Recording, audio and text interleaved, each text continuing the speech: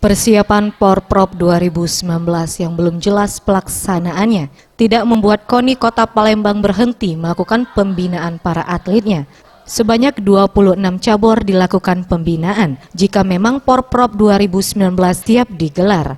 Ketua Harian KONI Kota Palembang Aliuddin Asral menghimbau ke semua pengurus cabur untuk melanjutkan program latihan dan menyeleksi para atlet guna mengasah kemampuan dan mental bertanding. KONI Kota Palembang akan mengadakan turnamen sekelas Kejurda dan Kejurnas secara rutin setiap tahunnya.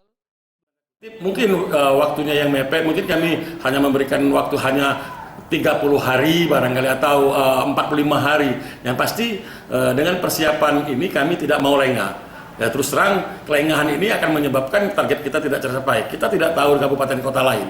Apakah dengan situasi KONI Sumatera Selatan seperti ini, apakah mereka surut? Kita tidak tahu. Maka KONI Kota Palembang perlu kewaspadaan. Kewaspadaan inilah yang menyebabkan kita terus untuk latihan agar persiapan pada saat benar-benar Porprov itu terjadi dilaksanakan, maka kami benar-benar.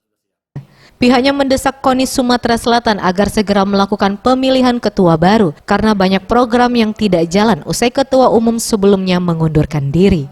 Tim Liputan Sriwijaya TV.